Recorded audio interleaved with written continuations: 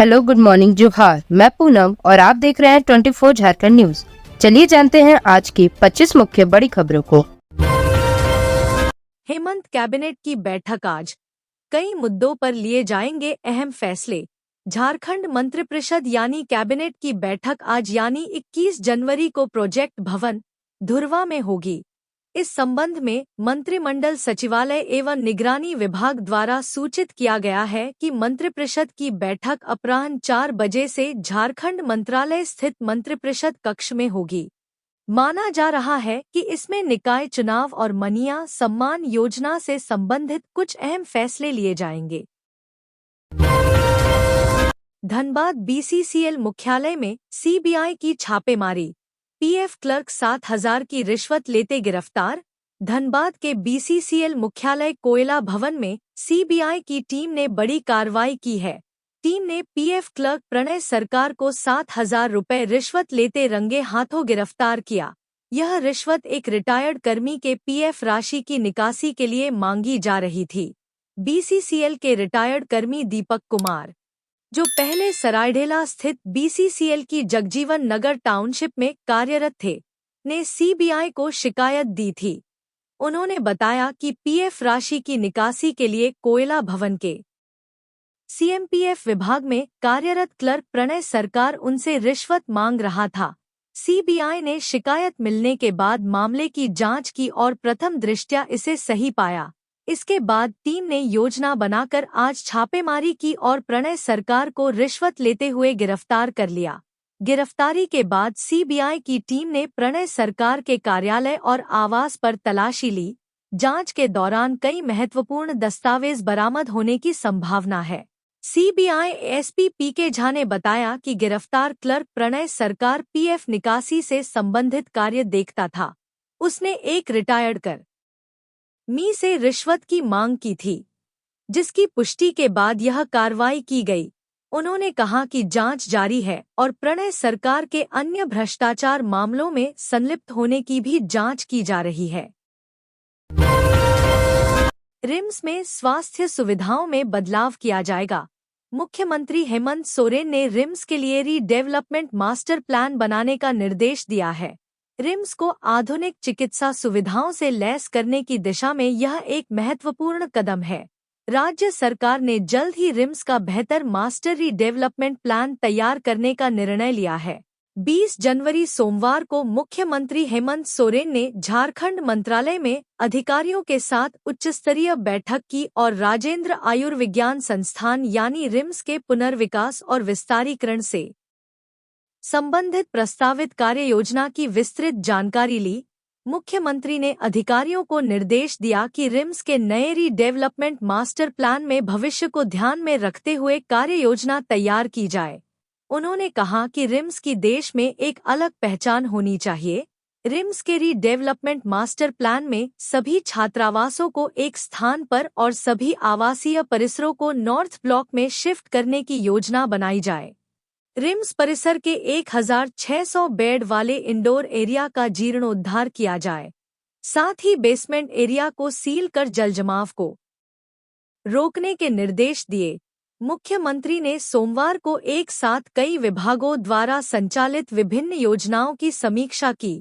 उन्होंने स्वास्थ्य, चिकित्सा, शिक्षा एवं परिवार कल्याण विभाग, अनुसूचित जनजाति, अनुसूचित जाति एवं पिछड़ा वर्ग कल्याण विभाग तथा वन, पर्यावरण एवं जलवायु परिवर्तन विभाग के पदाधिकारियों के साथ बैठक की। स्वास्थ्य विभाग के बाद मुख्यमंत्री ने अनुसूचित जनजाति, अनुसूचित जाति एवं पिछड़ा वर्ग कल्याण विभाग के पदाधिकारियों से प्रस्तावित आदिवासी कल्याण छात्रावासों की निविदा प्रक्रिया की जानकारी ली। रांची में 10 डिसमिल तक के लंबित मामलों की सूची तैयार की गई है। कट ऑफ डेट में वेरिफिकेशन पूरा करने का निर्देश दिया गया है। रांची जिला उपायुक्त मंजुनाथ भजंत्री के निर्देश पर जिला के सभी अंचलों में 10 दिन तक लंबित म्यूटेशन के आवेदनों की सूची तैयार कर ली गई है।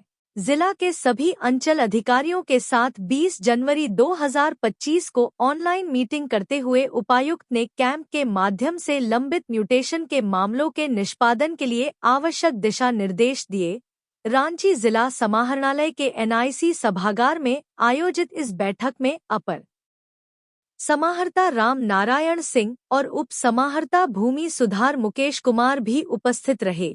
दरअसल पिछले दिनों उपायुक्त ने कैंप लगाकर बिना आपत्ति वाले मामलों को 30 दिन और आपत्ति के साथ 90 दिन के म्यूटेशन के लंबित मामलों की सूची तैयार करने का निर्देश दिया था। इसी के आलोक में यह बैठक आयोजित की गई। सभी अंचलों में 10 डिसमिल तक के बिना आपत्ति वाले 30 दिन और आपत्ति के साथ 90 दिन के म्यूटेशन के लंबित मामलों की समीक्षा करते हुए उपायुक्त ने सभी अंचल अधिकारियों को कट ऑफ डेट में वेरिफिकेशन सुनिश्चित करने का निर्देश दिया। सभी अंचलों में म्यूटेशन के लंबित आवेदनों और कर्मचारियों की संख्या को ध्यान में रखते हुए कट ऑफ डेट निर्धारित की गई है। कट ऑफ डेट में वेरिफिकेशन के बाद आने वाले रविवार को कैंप लगाकर म्यूटेशन के मामलों का निष्पादन किया जाएगा ताकि अन्य कार्य दिवसों में कार्य प्रभावित न हो। सीएम हेमंत सोरेन से मिले केंद्रीय रक्षा राज्य मंत्री संजय सेठ। राज्य में एनसीसी निदेशालय खोलने पर हुई चर्चा। मुख्यमंत्री हेमंत सोरेन से आज केंद्रीय रक्षा राज्य मंत्री संजय सेठ ने शिष्टाचार भेंट की। इस अवसर पर एडीजी बिहार एवं झारखंड एनसीसी निदेशालय मेजर जनरल AS बजाज एवं ब्रिगेडियर RK सिंह उपस्थित थे। मिली खबर के मुताबिक झारखंड में एनसीसी का निदेशालय खोलने पर चर्चा की गई। सीएम स्कूल ऑफ एक्सीलेंस में नामांकन की प्रक्रिया शुरू हो गई है। 10 फरवरी तक आवेदन जमा किए जा सकते हैं। झारखंड में आदर्श विद्यालय योजना के तहत संचालित जिला स्तरीय 80 सीएम स्कूल ऑफ एक्सीलेंस में शैक्षणिक सत्र 2025-26 के लिए नामांकन प्रक्रिया शुरू हो चुकी है। आवेदन जमा करने की अंतिम तारीख 10 फरवरी निर्धारित की गई है। सभी जिलों के उत्कृष्ट विद्यालयों की वेबसाइट पर नामांकन के लिए प्रपत्र और दिशा निर्देश उपलब्ध कराए गए हैं, जहां से अभिभावक आवेदन कर सकते हैं। आवेदन प्रपत्र के लिए किसी तरह का शुल्क नहीं देना है। अगर अभिभावकों को किसी प्रकार का डाउट हो तो वे जिला शिक्षा पदाधिकारी के कार्यालय में संपर्क कर सकते हैं। वहां एक हेल्प डेस्क बनाया गया है। स्कूलों की वेबसाइट पर ऑनलाइन आवेदन जमा करने की सुविधा है। अगर कोई व्यक्ति ऑनलाइन आवेदन नहीं कर पा रहा है तो वह जिला शिक्षा पदाधिकारी के कार्यालय से प्रपत्र लेकर ऑफलाइन आवेदन भी कर सकता है। इस संबंध में जिला शिक्षा परियोजना के निदेशक शशि रंजन ने 8 जनवरी को ही सभी जिला शिक्षा पदाधिकारी को दिशा निर्देश जारी कर दिए थे। जानकारी के अनुसार 80 सीएम्स स्कूल ऑफ एक्सीलेंस में से 4 स्कूलों में कक्षा 1 से 12 तक की पढ़ाई होती है। कक्षा 9 से 12 तक की पढ़ाई 27 स्कूलों में होती है। कक्षा 6 से कक्षा 12 तक की पढ़ाई 48 स्कूलों में होती है, जबकि कक्षा 1 से कक्षा 10 तक की पढ़ाई केवल एक स्कूल में होती है। इन स्कूलों में दाखिला लेने के लिए 1 मार्च को एडमिशन टेस्ट आयोजित किया जाएगा। 10 मार्च को स्कूल स्तर पर पहला मेरिट लिस्ट निकाला जाएगा। एडमिशन की प्रक्रिया पूरी करने के बाद 1 अप्रैल से CBSE आधारित NCERT की पुस्तकों से पढ़ाई शुरू कर दी जाएगी। एडमिशन टेस्ट के बाद नामांकन प्रक्रिया के दौरान कुछ प्राथमिकताएं भी तय की गई हैं, जैसे कि विद्यालय के 2 किलोमीटर के दायरे में निवास करने वाले छात्रों को प्राथमिकता दी जाएगी। नामांकन में जिला स्तर के रिजर्वेशन रोस्टर का भी पालन किया जाएगा। रांची सदर अस्पताल में मरीज की मौत के बाद परिजनों का हंगामा, इलाज में लापरवाही का आरोप। राजधानी के सदर अस्पताल में इलाज के दौरान प्लास्टिक एनीमिया से पीड़ित युवक की मौत के बाद परिजनों ने इलाज में लापरवाही का आरोप लगाते हुए हंगामा किया। इसके बाद सदर अस्पताल प्रबंधक को पुलिस बुलानी पड़ी। दरअसल NIT के छात्र अमन को 18 जनवरी को मेडिका अस्पताल से सदर अस्पताल लाया गया था। मृतक के चाचा कौशल मिश्रा ने बताया कि सदर अस्पताल में 1 से सवा लाख की दवा बाहर से मंगवाई गई और 58,000 रुपए की जांच कराई गई। ऑक्सीजन से लेकर बेडशीट तक की खराब व्यवस्था का आरोप लगाते हुए उन्होंने कहा कि राज्य का एकमात्र हेमेटोलॉजिस्ट सदर अस्पताल में है, इसलिए वे अपने भतीजे को मेडिका से सदर अस्पताल लेकर आए। वहीं इस मामले में सदर अस्पताल उपाधीक्षक डॉक्टर बिमलेश कुमार सिंह ने इलाज में किसी भी तरह की लापरवाही के आरोपों को बेबुनियाद बताया। उन्होंने कहा कि मरीज प्लास्टिक एनीमिया कैंसर नामक एक प्रकार की गंभीर बीमारी से पीड़ित था। उसे मेडिका अस्पताल से यहां लाया गया था। हमारे हेमेटोलॉजिस्ट डॉक्टर अभिषेक उसका इलाज कर रहे थे। उस मरीज का ब्लड और प्लेटलेट्स बहुत कम था। सदर अस्पताल के हेमेटोलॉजिस्ट डॉक्टर अभिषेक रंजन ने बताया कि गंभीर बीमारी और इलाज के दौरान होने वाले जोखिम के बारे में सारी जानकारी परिजनों को दे दी गई थी। रविवार होने के बावजूद वे मरीज को देखने और इलाज करने सदर अस्पताल आए थे। प्लास्टिक एनीमिया में बोन मैरो सूख जाता है, खून और प्लेटलेट्स में अचानक कमी आ जाती है, जिससे स्थिति गंभीर हो जाती है। जमशेदपुर बार वित्तीय घोटाला मामले में अब मार्च में हाई कोर्ट करेगा सुनवाई। जमशेदपुर जिला बार संघ में वित्तीय अनियमितता के मामले में अब मार्च में हाई कोर्ट में सुनवाई होगी। सोमवार को सरकार की ओर से हाई कोर्ट को बताया गया कि इस मामले में पुलिस ने फाइनल फॉर्म जमा कर दिया है, जिसमें यह बात आई है कि साक्ष्य के अभाव में केस को बंद किया जा रहा है। इस पर chief justice MS Ramchandra Rao और जस्टिस दीपक रोशन की अदालत ने यह बात शपथ पत्र के माध्यम से कोर्ट में दाखिल करने का निर्देश देते हुए सुनवाई मार्च में निर्धारित कर दी। बता दें कि जमशेदपुर बार संघ में वित्तीय अनियमितता के मामले पर झारखंड बार काउंसिल ने एसोसिएशन में हुई गड़बड़ी की ऑडिट रिपोर्ट के आधार पर प्राथमिकी दर्ज करने के लिए जमशेदपुर SSP को पत्र लिखा था। इसके बाद मामले में प्राथमिकी दर्ज की गई थी। वित्तीय गड़बड़ी की जांच के लिए राजेश जायसवाल ने जनहित याचिका दायर की है। चमरा लिंडा ने कहा, 44 नए आवासीय विद्यालय बनेंगे, स्वरोजगार और आत्मनिर्भरता पर रहेगा फोकस। अनुसूचित जनजाति, अनुसूचित जाति, पिछड़ा वर्ग कल्याण विभाग, अल्पसंख्यक कल्याण छोड़कर के मंत्री चमरा लिंडा ने आज मुख्यमंत्री रोजगार सृजन योजना की समीक्षा बैठक आयोजित की। यह बैठक उनके कार्यालय में आयोजित की गई, जिसमें स्वरोजगार और आवासीय विद्यालयों के विकास को लेकर कई महत्वपूर्ण निर्देश दिए गए। बैठक में सभी जिलों में मुख्यमंत्री रोजगार सृजन योजना का प्रचार प्रसार बढ़ाने पर जोर दिया गया। इसके तहत प्राप्त आवेदनों का समय पर निष्पादन सुनिश्चित करने के निर्देश दिए गए। मंत्री ने विगत वर्षों में वितरित स्वरोजगार ऋण की सराहना की और चालू वित्तीय वर्ष में भी योजना की गति बढ़ाने पर बल दिया। मंत्री ने योजना से लाभान्वित लोगों की सफलता की कहानियों को सामने लाने और जरूरतमंदों को प्रेरित करने की बात कही। इसके साथ ही लाभुकों से जुड़ी आर्थिक और सामाजिक स्थिति का आकलन कर योजना के प्रभाव का विश्लेषण करने का निर्देश दिया गया। समीक्षा के दौरान यह बात सामने आई कि वाहन ऋण योजना के तहत गैर व्यावसायिक बड़े वाहन लिए जा रहे हैं। इसे रोकने और केवल व्यावसायिक उपयोग के लिए उपयुक्त वाहन उपलब्ध कराने के लिए संशोधन की प्रक्रिया शीघ्र पूरी करने का निर्देश दिया गया।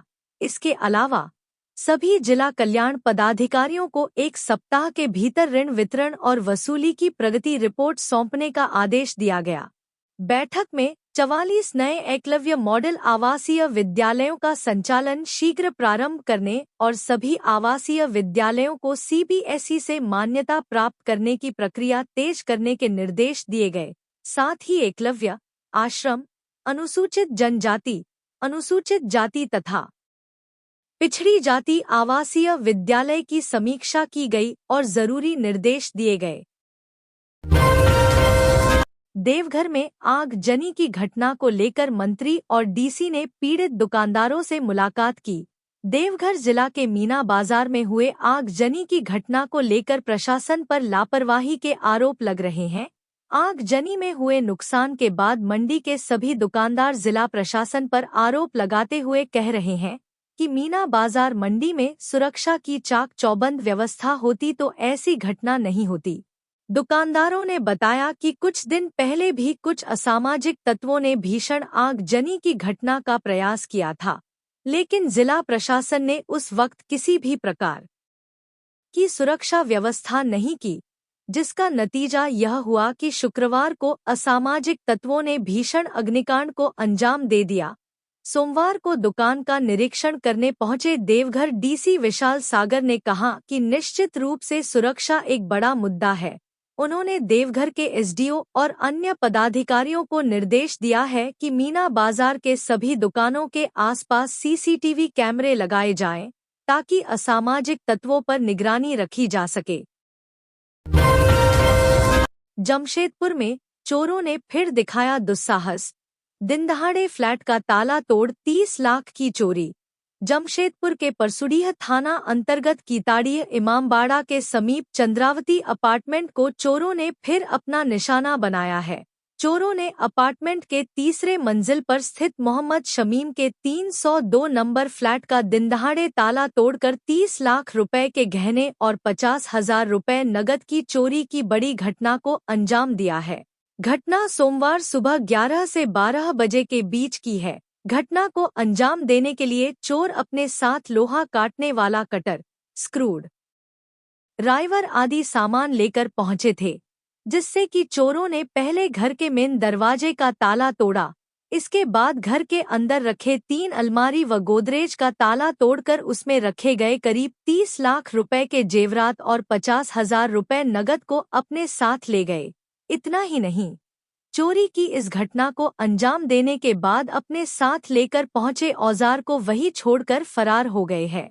घटना की जानकारी घर वालों को तब हुई जब मोहम्मद शमीम की पत्नी अपने दुकान से 2 घंटे बाद अपने घर खाना खाने के लिए पहुंची थी। घटना के संबंध में मोहम्मद शमीम की पत्नी ने बताया कि वे केवल 2 घंटे के लिए घर को बाहर से बंद करके सुबह 10:30 बजे अपने दुकान पर गई थी। जब वे 12:30 बजे दुकान से वापस घर लौटी तो पाया कि घर का दरवाजा खुला था।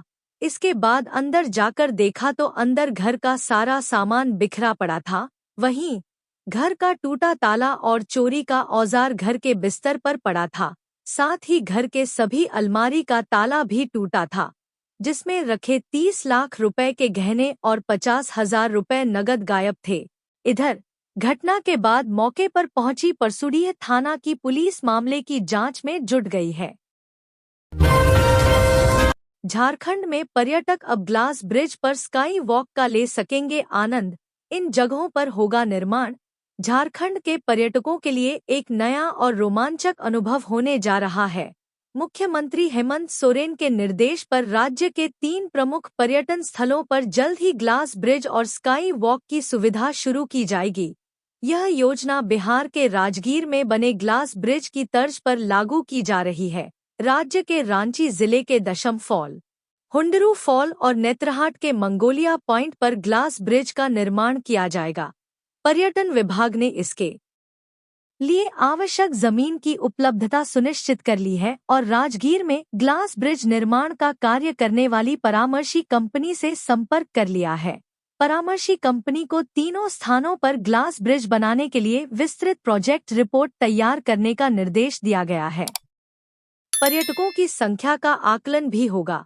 ग्लास ब्रिज के निर्माण के लिए विस्तृत प्रोजेक्ट रिपोर्ट में पर्यटकों की संभावित संख्या का आकलन भी किया जाएगा। इसके तहत परामर्शी कंपनी को इन स्थानों पर आने वाले पर्यटकों की संख्या का अनुमान लगाने के साथ साथ साइट की पूरी जानकारी एकत्र करने को कहा गया है। रिपोर्ट में आवश्यक जमीन का अधिग्रहण, ब्रिज का डिजाइन, सुरक्षा मानकों और मेंटेनेंस मॉडल जैसी सभी जरूरी जानकारियां शामिल होंगी।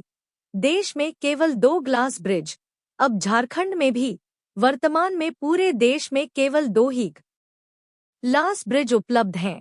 पहला ग्लास ब्रिज सिक्किम के पेलिंग में स्थापित किया गया था और दूसरा बिहार के राजगीर में है। उल्लेखनीय है कि दुनिया में सबसे पहला ग्लास ब्रिज चीन के हेबई प्रांत के ईस्ट तेहांग में बनाया गया था, जिसकी तर्ज पर सिक्किम और राजगीर में भी ग्लास ब्रिज का निर्माण हुआ। अब पर्यटकों को आकर्षित करने के उद्देश्य से झारखंड में भी ग्लास ब्रिज और स्काई वॉक की सुविधा शुरू की जा रही है, जिससे राज्य के पर्यटन को और बढ़ावा मिलेगा। यह पहल राज्य में पर्यटन के क्षेत्र में एक नया मुकाम हासिल करने की दिशा में एक महत्वपूर्ण कदम साबित होगी। संविधान गौरव अभियान भाजपा करेगी सभी जिलों में गोष्ठी, ये नेता करेंगे अगुवाई। प्रदेश भाजपा द्वारा 15 से 25 जनवरी तक संविधान गौरव अभियान चलाया जा रहा है। इसके तहत विभिन्न जिलों में गोष्ठियों का भी आयोजन किया जा रहा। 19 जनवरी से 24 जनवरी तक विभिन्न जिलों में गोष्ठियां आयोजित हैं, जिसमें केंद्रीय मंत्रीगण, प्रदेश अध्यक्ष, प्रदेश कार्यकारी अध्यक्ष एवं प्रदेश के नेतागण संबोधित करेंगे। 19 जनवरी को कार्यकारी अध्यक्ष डॉ रविंद्र कुमार राय ने गिरिडीह में और प्रदेश उपाध्यक्ष एवं पलामू प्रमंडल के प्रभारी विकास प्रीतम ने गढ़वा जिला मुख्यालय में गोष्ठी को संबोधित किया। आज 20 जनवरी को दुमका में केंद्रीय मंत्री SP सिंह बघेल, हजारीबाग में केंद्रीय मंत्री संजय सेठ, लातेहार में विधायक नवीन जायसवाल, रामगढ़ में पूर्व विधायक अनंत ओझा और जामताड़ा में पूर्व विधायक नारायण दास ने गोष्ठी को संबोधित किया। 21 जनवरी को धनबाद ग्रामीण जिला के निरसा में पूर्व नेता प्रतिपक्ष अमर कुमार बाउरी और लोहरदगा में पूर्व विधायक किशुन दास और अमरदीप यादव संबोधित करेंगे। 22 जनवरी को रांची ग्रामीण जिला की गोष्ठी नामकुम में होगी, जिसमें प्रदेश उपाध्यक्ष राकेश प्रसाद मुख्य वक्ता होंगे, जबकि गुमला जिला की गोष्ठी को पूर्व प्रदेश अध्यक्ष डॉक्टर दिनेशानंद गोस्वामी, सिमडेगा में नीलकंठ सिंह मुंडा, चतरा में डॉक्टर नीरा यादव, पूर्वी सिंहभूम घाटशिला में शशांक राज मुख्य वक्ता होंगे। 23 जनवरी को देवघर जिला की गोष्ठी को प्रदेश अध्यक्ष एवं पूर्व मुख्यमंत्री बाबूलाल मरांडी संबोधित करेंगे, जबकि केंद्रीय मंत्री कमलेश पासवान धनबाद महानगर जिला की गोष्ठी को झरिया में, पलामू में विधायक CP सिंह, सरायकेला खरसावां में मनोज कुमार सिंह संबोधित करेंगे। खूंटी SP ने अवैध अफीम को लेकर थाना प्रभारियों को सख्त निर्देश दिए हैं। उन्होंने स्पष्ट कहा है कि कार्रवाई करें, अन्यथा विभागीय कार्रवाई के लिए तैयार रहें। खूंटी जिले में अवैध अफीम के खिलाफ कार्रवाई को लेकर SP ने समीक्षा बैठक आयोजित की। इस दौरान जेल से छूटे और हाल में बेल से बाहर आए नक्सलियों पर निगरानी रखने तथा कुख्यात नक्सलियों पर CCA लागू करने के विषय में गहन चर्चा की गई। SP कार्यालय के सभागार में आयोजित इस समीक्षा बैठक में जिले के सभी अनुमंडल पुलिस पदाधिकारी, थाना प्रभारी, इंस्पेक्टर, महिला थाना और एंटी ह्यूमन ट्रैफिकिंग यूनिट के पुलिस इंस्पेक्टर उपस्थित रहे। बैठक में अवैध अफीम की खेती पर पूर्ण रूप से नियंत्रण स्थापित करने हेतु एक वृहद कार्य योजना बनाई गई। इसके अंतर्गत अफीम की खेती में संलिप्त व्यक्तियों की पहचान कर उनके खिलाफ प्राथमिकी दर्ज कराने के निर्देश दिए गए। साथ ही आगामी 2 महीनों तक सघन रूप से अफीम विनष्टीकरण का कार्य करने की रणनीति बनाई गई ताकि संबंधित थाना क्षेत्रों में अफीम की खेती पूरी तरह समाप्त की जा सके। बैठक में विभिन्न थाना क्षेत्रों में लंबित आपराधिक मामलों, इश्तेहार, वारंट और नक्सली गतिविधियों पर कार्रवाई के निर्देश दिए गए। NDPS एक्ट के तहत दर्ज पुराने मामलों और 2020 व 2021 के लंबित मामलों की समीक्षा कर सत्यापन और कार्रवाई सुनिश्चित करने को प्राथमिकता दी गई। इसके अतिरिक्त कुछ प्रमुख नक्सलियों पर CCA लागू करने को लेकर भी विचार विमर्श किया गया। जिले के विभिन्न थाना क्षेत्रों में PCR वाहनों की सक्रियता, 112 कॉल की रिपोर्ट तथा पुलिस लाइन और बलों से जुड़ी समस्याओं पर भी गहन मंथन किया गया। SP ने यह भी सुनिश्चित किया कि अफीम के विरुद्ध सख्त कार्रवाई के साथ साथ नक्सल प्रभावित क्षेत्रों में पुलिस की सुदृढ़ उपस्थिति बनी रहे ताकि कानून और व्यवस्था को मजबूती प्रदान की जा सके। इनामी नक्सली के घर पहुंचे गढ़वा SP, परिजनों से मिलकर की सरेंडर कराने की अपील। गढ़वा में सोमवार को पुलिस अधीक्षक गढ़वा एवं अपर पुलिस अधीक्षक अभियान दलबल के साथ पलामू जोन के सब जोनल कमांडर नक्सली राजू भुइयां के घर पहुंचे, जहां उसकी माता और पत्नी से मिलकर राजू को सरेंडर कराने की अपील की। पुलिस अधीक्षक और अवर पुलिस अधीक्षक के साथ पुलिस टीम डंडई थाना क्षेत्र के ग्राम लवाही कला स्थित 2 लाख के इनामी भाकपा माओवादी सबजोनल कमांडर राजू भुइयां के घर पहुंची। पुलिस अधिकारियों ने राजू की पत्नी और माता से वार ताकि और झारखंड सरकार की आत्मसमर्पण नीति की जानकारी दी। राजू भूंइया की पत्नी और मां से अपील की गई कि सरकार के द्वारा चलाए जा रहे आत्मसमर्पण नीति के तहत उसे पुलिस के समक्ष सरेंडर कराएं। भाकपा माओवादी सबजोनल कमांडर राजू भूंइया की मां ने बताया कि राजू पिछले 5 वर्षों से घर निकला हुआ है। मैं मां हूं और मां कभी नहीं चाहती कि उसका बेटा गलत राह पर चले। हमारी पूरी कोशिश रही है कि वो आत्मसमर्पण कर दे। मैंने उसकी शादी भी करा दी ताकि अपनी पत्नी की वजह से भी आत्मसमर्पण कर दे। विधायक सरयू राय ने एनजीटी में दायर की याचिका। जमशेदपुर पश्चिम विधानसभा क्षेत्र के जदयू विधायक सरयू राय अपने विधानसभा क्षेत्र की समस्याओं से निपटने के लिए एक मास्टर प्लान तैयार किया है। विधायक सरयू राय ने कहा कि मानगो नगर निगम और जेएनएसी क्षेत्र में जन सुविधा समितियां बनेगी, जिसमें मेरा मोबाइल और व्हाट्सएप नंबर रहेगा। इसके जरिए जनता क्षेत्र में पानी, बिजली, सड़क, नाली, कचरा की समस्या बता सकते हैं। इससे समस्याओं का पता चलेगा और उसका निदान किया जाएगा। क्षेत्र में कचरा निस्तारीकरण को लेकर एनजीटी में याचिका दायर की है। विधायक ने कहा कि जन सुविधा समिति में जो भी शामिल होना चाहते हैं वे शामिल हो सकते हैं, चाहे वह किसी भी राजनैतिक या संगठन के लोग हो। सरयू राय ने कहा कि मानगो में नगर निगम सरकारी व्यवस्था है, जबकि साकची, बिष्टुपुर, सोनारी, कदमा में टाटा स्टील और सरकार दोनों की व्यवस्था है। दोनों में अंतर भी है।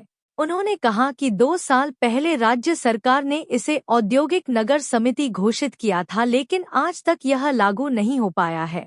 इसमें नगरपालिका अधिनियम के अनुसार नगर समिति का अध्यक्ष उपायुक्त होंगे, जबकि तत्कालीन एक मंत्री ने कहा था कि इसका अध्यक्ष स्थानीय मंत्री होगा, जो एक्ट के खिलाफ था, जिसकी वजह से लागू नहीं हुआ।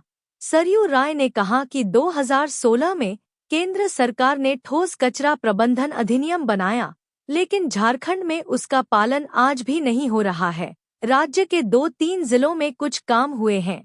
उन्होंने बताया कि न्यायालय के निर्देशानुसार मानगो नगर निगम का चुनाव 4 माह के भीतर होना है, लेकिन मानगो नगर निगम का अपना कार्यालय भी नहीं है। मधुबन की घटना पर आजसू की समिति ने पार्टी सुप्रीमो सुदेश महतो को सौंपी रिपोर्ट। विगत 9 जनवरी को धनबाद जिला अंतर्गत मधुबन में घटित घटना की जानकारी के लिए आजसू पार्टी के केंद्रीय अध्यक्ष सुदेश कुमार महतो के निर्देशानुसार 6 सदस्यीय समिति का गठन किया गया है।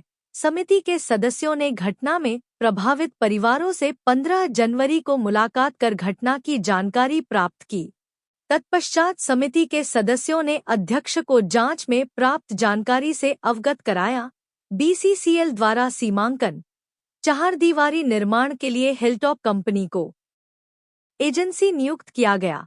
स्थानीय लोगों का भूमि अधिग्रहण का मुआवजा और नियुक्ति संबंधित कई समस्याओं का निराकरण लंबित है। भूमि अधिग्रहण की प्रक्रिया भी पूरी नहीं हुई है। सांसद महोदय का नाम गलत मंशा से एफआईआर में अंकित किया गया है और जिससे मुद्दे को भटकाने का प्रयास हो रहा है। हिलटॉप कंपनी द्वारा ग्रामीणों और स्थानीय रियतों की आवाज को दबाने के लिए आपराधिक पृष्ठभूमि के लोगों को सहारा लिया जा रहा है। झारखंड में भी कांग्रेस का होगा नया कार्यालय, जेएमएम का भी बन रहा है हाईटेक ऑफिस। दिल्ली में पिछले दिनों कांग्रेस का भव्य कार्यालय के उद्घाटन के बाद अब झारखंड में भी कांग्रेस के प्रदेश कार्यालय के लिए नई जगह की तलाश शुरू हो गई है। कांग्रेस नेताओं ने नए प्रदेश कार्यालय भवन के निर्माण के लिए जमीन की तलाश भी तेज कर दी है। वहीं झामुमो के केंद्रीय कार्यालय का निर्माण अंतिम चरण में है। पार्टी सूत्रों से मिली जानकारी के अनुसार दिल्ली में कांग्रेस के नए भवन के उद्घाटन के बाद देश भर की प्रदेश कमेटियों को नए और भव्य कार्यालय भवन के निर्माण के लिए प्रयास तेज करने की जिम्मेदारी दी गई है। दरअसल श्रद्धानंद रोड स्थित जिस भवन में फिलहाल झारखंड में कांग्रेस का प्रदेश कार्यालय चल रहा है, वह रांची जिला कांग्रेस का भवन है। पहले यह संयुक्त बिहार में रांची जिला कांग्रेस का कार्यालय था। झारखंड राज्य बनने के बाद इस जिला कांग्रेस कार्यालय में प्रदेश कांग्रेस का कार्यालय भी चलने लगा। कांग्रेस के प्रदेश प्रवक्ता जगदीश साहू कहते हैं, कि वर्तमान कांग्रेस प्रदेश कार्यालय जिस भवन में चल रहा है उसका इतिहास स्वर्णिम रहा है। इसका अंदाजा इसी बात से लगाया जा सकता है कि इस भवन का शिलान्यास 1960 में तत्कालीन रेल मंत्री जगजीवन राम ने किया था और 1963 में इसका उद्घाटन देश के तत्कालीन प्रधानमंत्री पंडित जवाहरलाल नेहरू ने किया था। झारखंड राज्य बनने के बाद से ही कई बार नए प्रदेश कार्यालय भवन के निर्माण का प्रयास किया गया, लेकिन वे सफल नहीं हो सके। जगदीश साहू कहते हैं कि पार्टी ने outer Ranchi, ring road, Namkum, Pundag और एचआईसी क्षेत्र में जमीन की तलाश तेज कर दी है। फिलहाल आउटर रांची से लेकर एचआईसी क्षेत्र तक प्रदेश कार्यालय क्षेत्र में जमीन की तलाश की जा रही है। यह भी जानकारी है कि 22 जनवरी को प्रदेश कांग्रेस प्रभारी और आईसीसी के राष्ट्रीय महासचिव गुलाम अहमद मीर भी प्रदेश कांग्रेस कार्यालय भवन के लिए संभावित चिन्हित तो ये जमीन थी का आज की झारखंड की निरीक्षण टॉप बड़ी करेंगे। खबरें। इसी तो तरह ये थी झारखंड आज की की हर झारखंड छोटी से की बड़ी टॉप खबर बड़ी देखने के लिए खबरें। आप हमारे इसी तरह चैनल झारखंड 24 की झारखंड हर न्यूज छोटी को से बड़ी सब्सक्राइब खबर करके देखने बेल के आइकन लिए प्रेस कर ले, आप हमारे जिससे चैनल झारखंड की हर 24 छोटी से बड़ी झारखंड खबर की न्यूज को अपडेट आप तक सब्सक्राइब कर पहुंचता लें। रहे। तो हमें आज के लिए दीजिए बस इतना ही। इजाजत, फिर हमें मिलते दीजिए हैं इजाजत, अगले फिर न्यूज मिलते में। हैं